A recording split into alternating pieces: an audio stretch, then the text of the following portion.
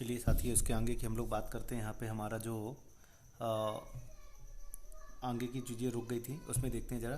तो हम लोग यहाँ पर ये देख रहे थे कि यहाँ पे F1 O A plus A B का स्क्वायर प्लस बी सी का स्क्वायर है। आगे जब देख रहे हैं तो ओ ए की एक वैल्यू रख रहे हैं हम लोग। तो ओ से लेके ए तक की वैल्यू क्या थी हमारे पास F1 थी, प्लस ए बी की वैल्यू क्या थी F2 कॉस थीटा। अब ये दोनों चीज़ें हमारे पास कैसे आई ये चीज़ देखते हैं ज़रा हम लोग। तो देखो हमने हमारे पास क्या था कि एक लाइन है, एक हमारी ये लाइन थी जिसे बेस बोल रहे थे। बेस से एक एंगल बनाता हुआ कोई हमारा फोर्स जा रहा है, तो एंगल बनाता हुआ फोर्स जा रहा है F2। तो F2 अगर एंगल बना रहा है किसी लाइन से किसी पॉइंट से, तो हम क्या कर रहे हैं, इसको अगर दो भागों में रिजॉल्व करने, रिजॉल्विंग की प्रोसेस देख रहे हैं। अगर रिजॉल्व करेंगे तो ये दो भागों में बढ़ जाएगा। एक हो जाएगा F2 कॉस थीटा और एक हो जाएगा F1 साइन थीटा। जिस वाले पॉइंट के साथ एंगल रहेगा उस पर हम लोग कॉस लगा देते हैं, और जिस वाले पॉइंट के साथ एंगल नहीं रहता उस पर हम लोग साइन लगा देते हैं। तो ये F2 को हमने दो भागों में तोड़ लिया है। एक हो गया F2 कॉस थीटा और एक हो गया F2 साइन थीटा।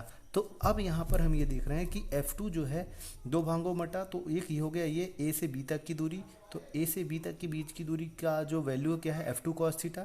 तो हमने अच्छा वहाँ पे पॉइंट किया था AB, तो AB की वैल्यू कितनी हो गई F2 कॉस थीटा जो हमने यहाँ पे पुटअप की है। और आगे BC की वैल्यू कितनी हो गई F2 साइन थीटा, तो हमने वहाँ पे पुटअप कर दी। अब हम लोग क्या कर रहे हैं यहाँ पर कि F1 अब सारी वैल्यूज में जो स्क्वायर है उस स्क्वायर को सॉल्व करने की कोशिश करते हैं। तो ये होगा a प्लस बी का होल स्क्वायर। तो इस पे हमने ये फार्मूला लगा दिया a प्लस बी का होल स्क्वायर। तो a प्लस बी के होल स्क्वायर का फार्मूला क्या होता है, a square plus B square plus 2ab। यहाँ पे a क्या था F1 था, b क्या हमारे पास F2 कॉस थीटा था।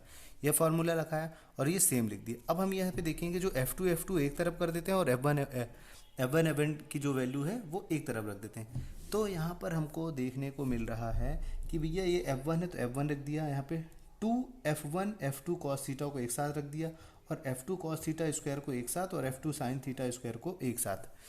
अब हमने क्या किया, F1 ये वैल्यू जो रही वो सेम एज इट इज़ लिख दी। यहाँ से हम देखते हैं कि F2 और F2 को कॉमन निकाला जा सकता है, तो हमने कॉमन निकाल लिया। तो हमारे पास यहाँ पे कितना बचा है, साइन स्क्वायर थीटा यहाँ से आ गया और कॉस स्क्वायर थीटा यहाँ से आ गया और इसको एक अलग ब्रैकेट में रख दिया। अब आगे देखते हैं हम लोग, अंडर रूट लगाया हुआ है जो हमारा चलता जा रहा है। अब इसमें हम देख रहे हैं कि F1 का square plus 2F1 F2 cos theta plus F2 का स्क्वायर, और यहाँ पे 1 क्यों आ गया, क्योंकि हम लोग ने ट्रिग्नोमेट्री में पढ़ा था sine square theta plus cos square theta equal to 1। ये रख दिया हमने। अब हम लोग क्या कर रहे हैं, सारी वैल्यूज़ को इक्वलाइज कर रहे हैं। F1 प्लस F2 F1 का स्क्वायर प्लस F2 का square plus 2F1 F2 cos theta. ये हमारा वो परिणामी बल निकल के आ चुका है जिस परिणामी बल की हम लोग ने बात करने की कोशिश की थी कि हमें अगर दो फोर्स गिवन है और किसी पैरेललोग्राम में लग रहे हैं और उसका रिजल्टेंट फोर्स निकालना है तो कैसे निकालेंगे। तो इस तरह से हमारा परिणामी बल का फॉर्मूला निकल के आ गया है, जिसे बोलते हैं R equal to under root F1 का स्क्वायर प्लस F2 का square plus 2F1 F2 cos theta. जय हिंद।